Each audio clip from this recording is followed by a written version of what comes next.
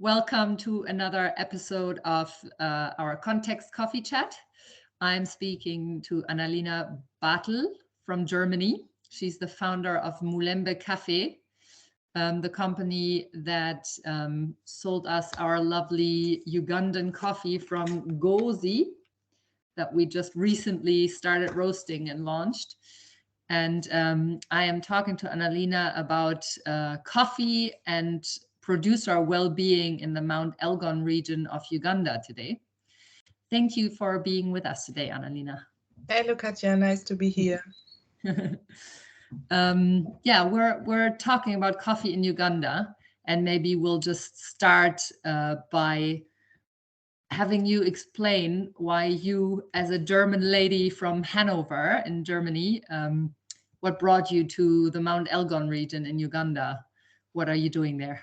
Yeah, I have been in Uganda in 2015 the first time for my master's thesis. I have studied agriculture in Göttingen, and there have been a project, BMZ project about climate change and coffee and also cocoa.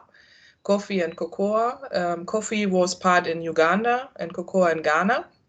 So I did my first research on ground by investigating the changes of climate change on coffee quality and also on how to adapt to climate change with regard to coffee quality. So this was the first step into this world of coffee on ground.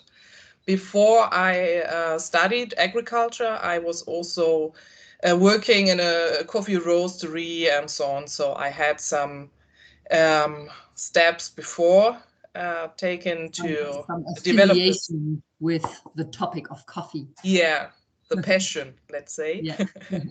So that was the start.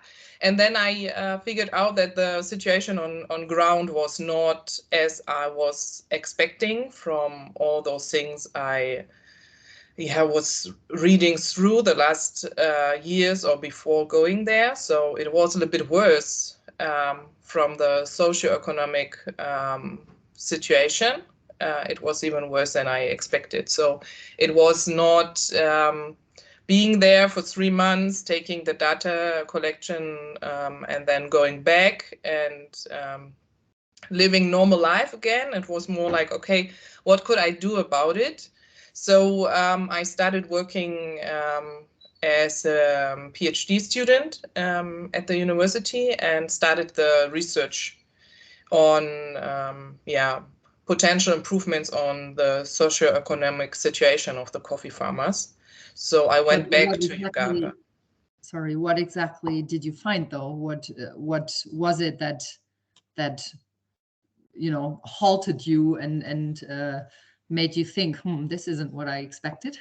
I think it is a big difference if you see like this poverty and the struggle and you're told about the workload of producing coffee and then being on ground, talking to the people, seeing what's really there, like what are the changes of struggles or the challenges they really face. So I was so, it was for me very surprising that it is a very small gap between the life and the death. So when we had the researches in the I would say on average every week, one person of those households died due to poverty. So this was way worse than I was expecting it. It's very different to experience this on ground as being a very normal thing, not something that is due to a catastrophic situation or crisis or whatever. But in a normal, it was 2015, and then later on I went back every year for 3 to 4 months, and this was a normal thing. Yeah. And this is in Uganda, in the Mt Elgon region, or in both Uganda and Ghana? I have never been to Ghana, so my experience was only in Uganda at the Mt Elgon. Yeah. So, And yeah. you're saying while you were doing your research, there was at least one person per household that died every month? Week. Every week. Wow. Yeah. I mean, the households are way bigger than ours here, but still, it was due to poverty. It was due to lack of transport to the hospitals, malnutrition, like the sicknesses like flu or things that are easy to treat, but the money was not there. So that was, I think, the part of, yeah, not feeling like you could go there and ignore what you have seen, not going back and do something about it. Okay. So is that why, coming from an agriculture study program, I mean, I would imagine there are plenty of topics that concern plant health and, like actual agricultural topics that you could deal with. But seeing this and having experienced this, is that what prompted you to look into the well-being side of growing coffee in that region then? Yeah, it changed everything. Then after my first day, I was completely into the humans' background of coffee cultivation and production, but also, of course, of the system, the ecosystem in the background, because this is also very much interlinked with like the food they grow, and they're basic for living. Mm-hmm. So then it became, from an agricultural project, it became an socio-economic topic, basically. Yeah. Yeah. And that's the PhD program you're doing? Yeah, I'm done with data collection, but still writing the papers. So the first paper I published was about the well-being in the Mt Elgon region. Now the next one is about the deficiency perception. Those things are like, I mean, like we have the data collection was from 431 households in this region. So the data collected are a little bit more quantitative, but having some qualitative parts of it. And both is what we use for our work with Mulembe. So it's not that we go there and just think like, okay, from our European perspective, we need to change this and that.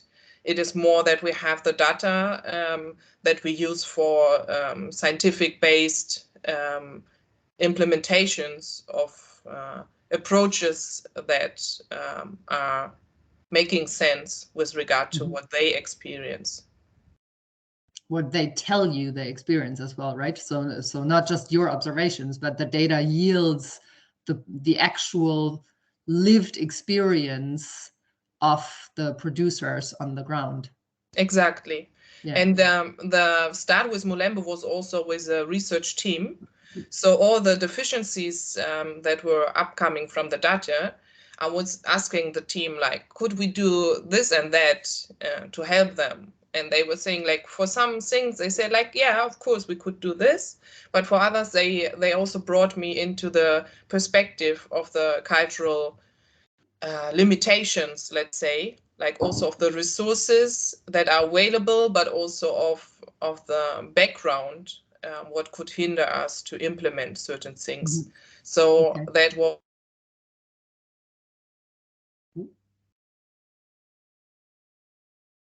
Lost Anna Lina. Maybe just to have things a bit more palpable for people to understand. Can you summarize the findings of your first research paper on what you found in terms of the well-being of producers in the Mt Elgon regions? What were your main key findings of that paper? Yeah, of course, there have been like major findings that were not very surprising. So, for example, that the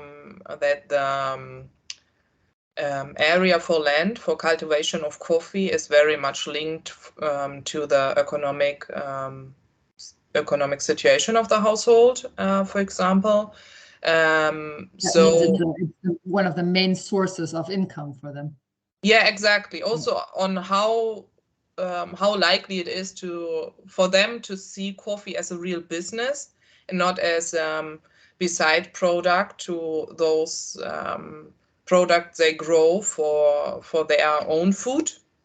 So that was one of the major findings. That was not very surprising, but it's very not, I mean, what is very important, especially when it comes to the big number of people in a household and the not very long life expectation for the people, and the division of field and coffee plots between the household members and the children when the parents die is very important, especially in some farms that we are working with now. We experience that some farmers are not having even one full bag of coffee as a harvest due to very small farms, and they really need some other income sources to survive.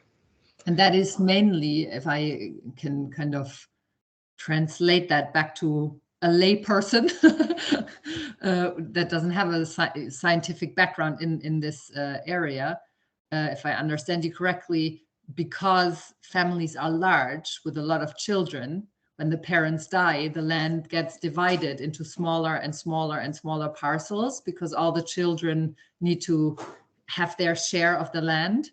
And then eventually the plots are too small to generate any feasible income for the children. Is that what you're saying? Yeah, exactly. And this process is very fast.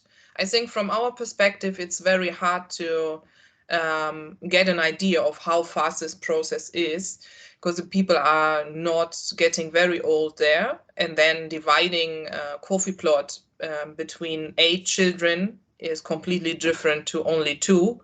And then having this process is a big issue for their earning their living by only selling coffee is for most of them not possible anymore. Is that the average number of children people have in Uganda? 8? No, officially I think it's 4.56 something, or at least it is the last number I have been with the data collected. But I think unofficially what our experience is that they have on average like 11 people in the households that live there. Some of them not very officially, so they are there for some period of time and then go back to town to study or to school to other family members. Mm-hmm. But that could be what, like nephews and nieces as well? Yeah. The parents, and then maybe, I don't know, like a grandparent, and then 6 to 8 children, maybe a nephew here and there. So it's just like a fluctuating number of people in each household. Yeah, it changes every year. So all the households we have interviewed, they have been completely different from one year to the next. It's also that, for example, if a household head is died in one season, the next season another farmer is adopting the whole family of the one, because the wives usually cannot do anything without a male household head, no business, and usually it goes then to the male relatives of the father who died, for example, and therefore some male people in the villages take care of those wives and children as well. So for some of them also, it's not like for our families here very much separated. This is my child, this is my stepchild, or whatever. They are like very together. Yeah, it is. It's not so very strict. A child that belongs to the household belongs to the household. That is at least my experience. So maybe it's not in every household the case, but I think this is also very, very interesting, that the number of children is not always it does not remain the same the whole Yeah. family life. Yeah. Okay. Interesting. Yeah, for sure. Any other findings from your initial research? Yeah, at the moment I'm more working on the other paper with the deficiency perception. That is also a little bit more linked to what we do implement in the field. So that is what is a little bit more present for me right now. That was a little bit combined with some qualitative measure of, for example, for water supply. It's not only of how much water is there available. It's also about the water quality, and water quality is a big issue. It is more experienced by the women of the household because they are responsible for for bringing the water to the households, and also they have a little bit better overview, let's say, about the health situation of the children and the household members. And the water quality is very much impacting the health situation. So that's, for example, why we have distributed water filters to ensure that they have at least a chance to filter their water and reduce What does the the level of water supply look like then? Where do they get their water? from sources. Some of them are going to the river. The rivers are full of chemicals from washing the clothes and those things, so it's not very clean water. Also, there is not, like in this region, there is not a very good working waste management. So waste is somehow everywhere, like plastic and those things. That's also having an impact, of course. Yeah, so the supply is usually transporting of water in basins to the house. All right. And that's women's work. They carry the water to the household. Yeah, and sometimes they send the children as well. So children and women are responsible for water, and the male household members are responsible, for example, for toilets. So it's very, very much like strictly divided, the task in the household. So it makes a big difference if you do an interview with a male household head or the wives. And this is also what is I think, very interesting from our work. I have distributed some bookkeeping handbooks, and the wives are very much into selling banana. The husband's more into selling coffee. So the wives are more interested in doing their own bookkeeping for their business. Still, it is one system. That is, for example, I think, a very interesting finding, because even if you investigate the farm as a whole system, it is at a certain point separated into responsibilities, of course, but also people having the overview is very much not interlinked. And from your findings, what are the reasons for that? I mean, the obvious conclusion to jump to is the question of gender equality that seems to be a jar Yeah. and not distributed equally. Or why would the wives need their own bookkeeping book? Why can't they share the household bookkeeping book? Sorry, Katja, the connection was not so good. I was not getting the question. I asked, why do you think the women of the household want their own bookkeeping book? Why can't they share a household bookkeeping book?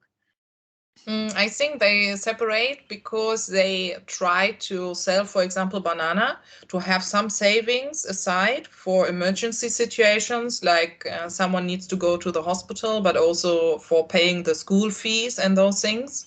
So that is the reason they have told us when the husband was not around. So that is not something that is very much shared. It's but it's for the also the people that are a little bit like going to university. They were all telling us this was only due to my mother doing a side business and saving money for school and university. So I think this is a secret that is well known in this area. If the women of the household is taking care with a beside business or like savings that that could work for the school fees and university, the educational level is way better, and the chances are more higher to also get the chance to go to university and visit. There are some classes. I imagine in the context of your topic, that is quite a crucial finding then, isn't it? That, well, female entrepreneurship is a very decisive factor in household well-being.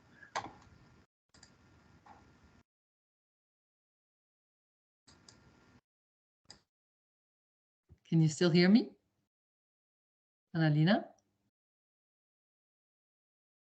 Oh. Hello, hello.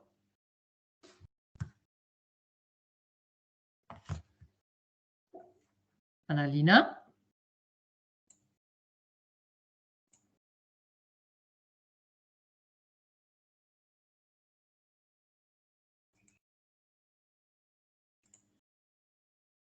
Hello, hello.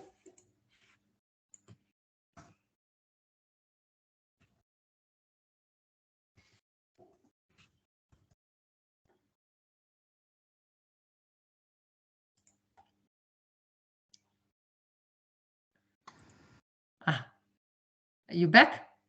Yeah, sorry, something's wrong with my internet connection. That's all right. I don't know. Back now. Yeah.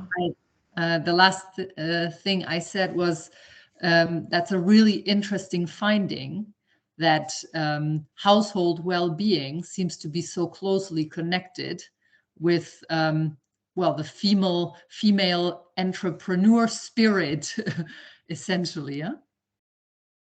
Yeah, it is. It's very interesting, but it's not very new. So it is often investigated in areas where farming is a major income source, especially in the tropics, in many countries.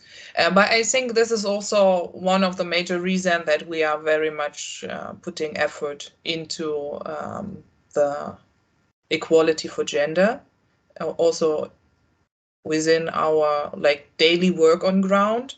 We ensure that the wives also are knowing that they are welcome to join the courses, and also that the husbands respect the wife as being an equal member in as a coffee farm business partner, let's say. So this has luckily very much changed the last years, from beginning when we started to now. It is very more likely that you find a number of women also participating in the workshops, but also when we are doing interviews or taking photos, the husbands are also introducing their wives as this is our farm and not this is my farm. But still, we have the point that we most of the farms, the business transaction when it comes to the exchange of money and coffee, it's still the male. This is a good point. Let's circle back to, because we were talking about your research initially, but I bought the coffee from your company, Mulembe Kaffee. So maybe tell us how that happened. So what within your research prompted you to not just go home, write your papers and be done with it, but to actually found a company that does what exactly on the ground? Yeah.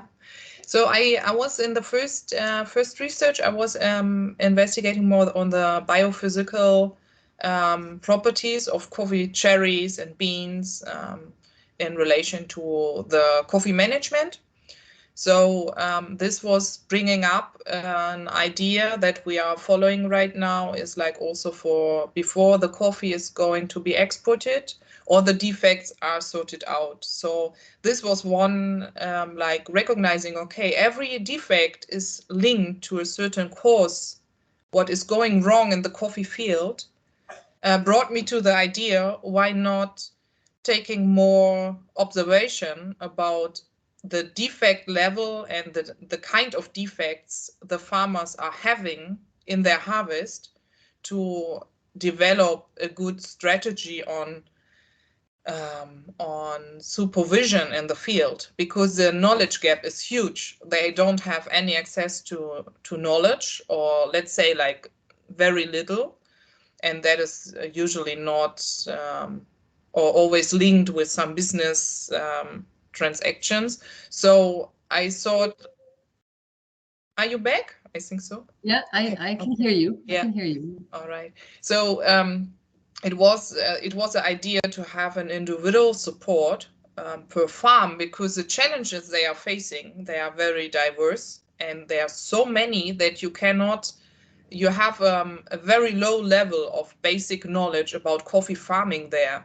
So you need to start somewhere, and you have to, from my point of view, you have to start where the challenges are. What challenges are they facing? And you can easily investigate by the analytics of the defects that are sorted out. So that's why we came up with the idea of, we could like take a closer look for every farm on the defects, develop a strategy over the year, and invite only, for example, for those farms that have the CBD, for example, only those farms that really have the CBD, so that they disease, that is. Yeah, exactly. So that they don't that they have a focus on their real challenges, because for them it's very hard also to identify what challenges do I really face, because usually they don't know the name of the coffee disease, or if they know, they don't know how to treat it and how to how to react for those challenges. That was why these producers, how long have they been growing coffee? Oh, since generations. It's a bit different from farm to farm, but decades. Okay. Like, yeah. But how can we explain that lack of knowledge then? Because I would think that if they've been growing the stuff for ages and ages, there would be a lot of experience on the ground, no? Learning on the job and learning with what is in the environment, and how to deal with those challenges as well. How do you explain that lack of actual agronomic knowledge and skill? Yeah, it's very interesting indeed. So I think also it is, there are many explanations for it. There are, I think, two major things. One is the history of the country. So what we experienced was also when we came up with some solutions, for example, drying chambers to dry food, mangoes, and so on. They have in the beginning, oh, it's something new, but then the farmers recognize, okay, my grandparents have also done this. The same for honey. So it was, some farmers were having also honey production before we started our work in this region, but most of them not. But their grandparents were having beehives. So I think there was, due to many challenges facing due to the history of the country, they had, that is my idea of it, they have had their focus on different things, not farming. So they have lost on some approaches and they forgot about it. But when we renew the old memories, or they have this in mind, then, yeah, my grandparents were doing it. Why have we stopped? And then they start again. That's one thing.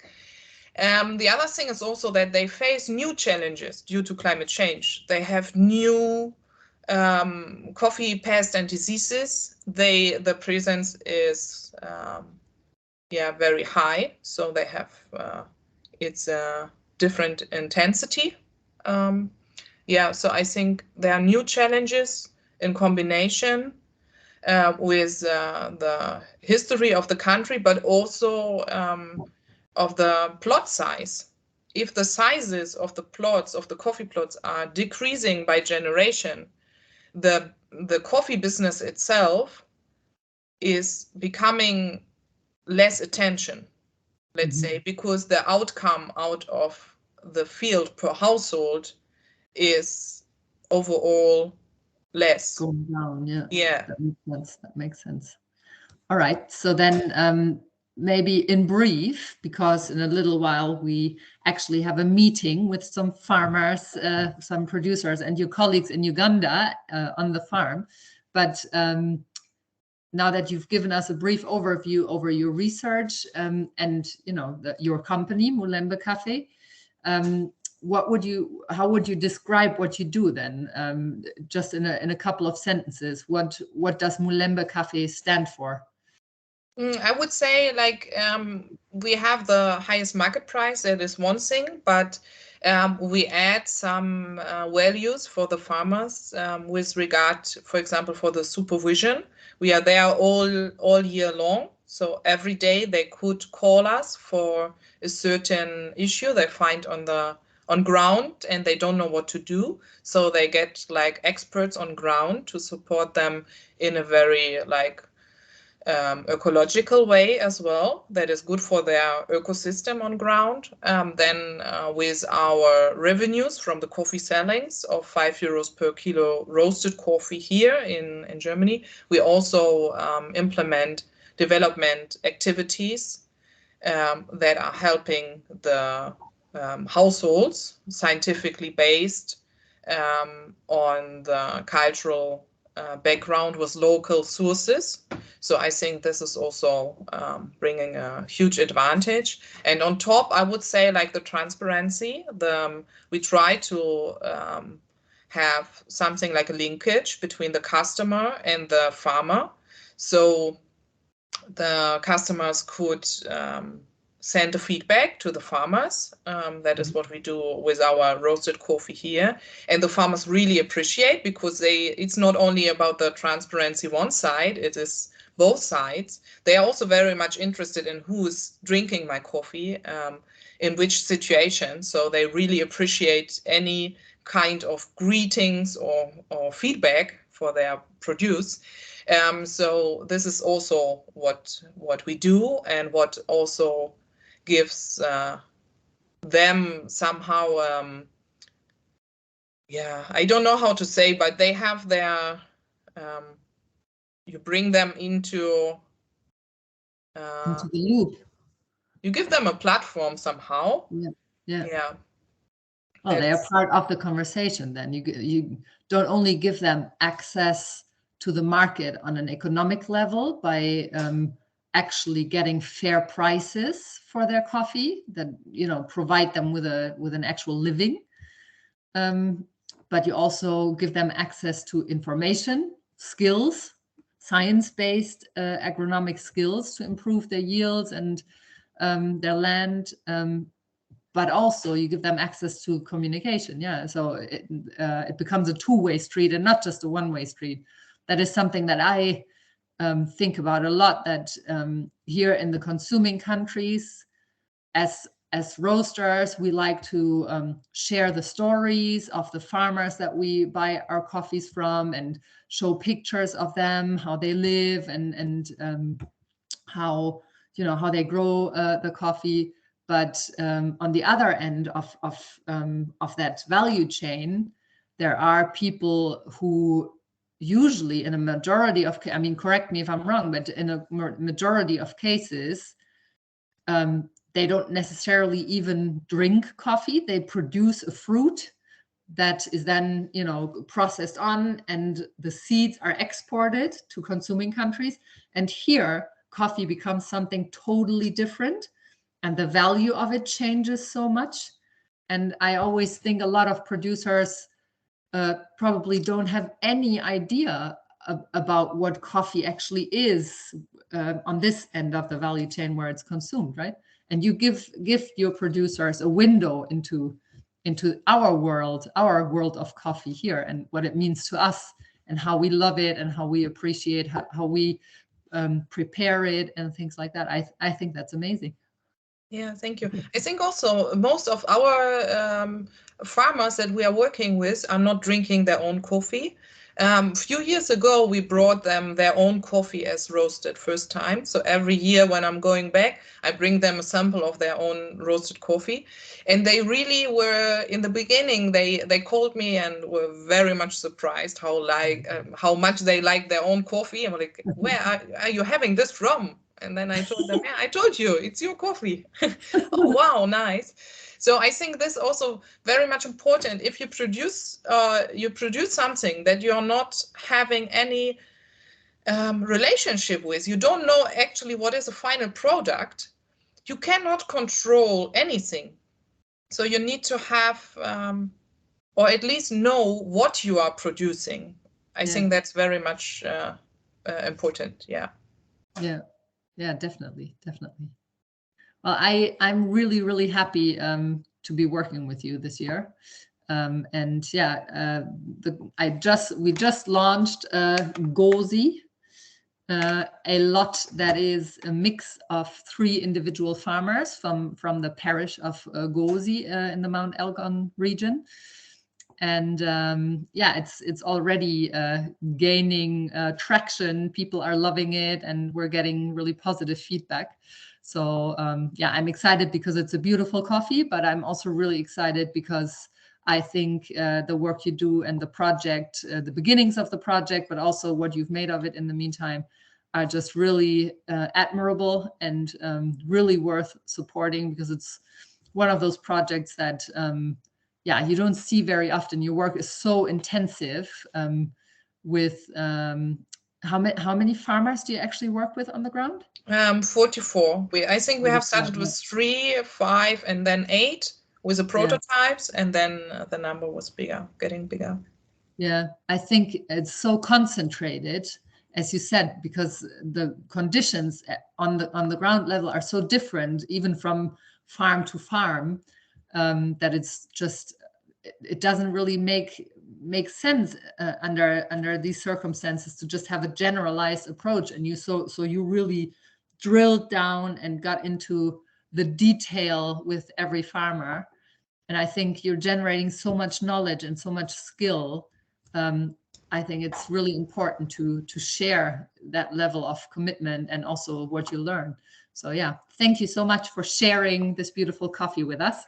And now I'm really excited to meet your colleagues, Priscilla and Stephen, who are in Gozi at the moment. And we will meet one of the producers of this lot as well, Joseph, right? Joseph Mafabi, or Mafabi Joseph, as they say in Uganda, and his wife as well, Beatrice.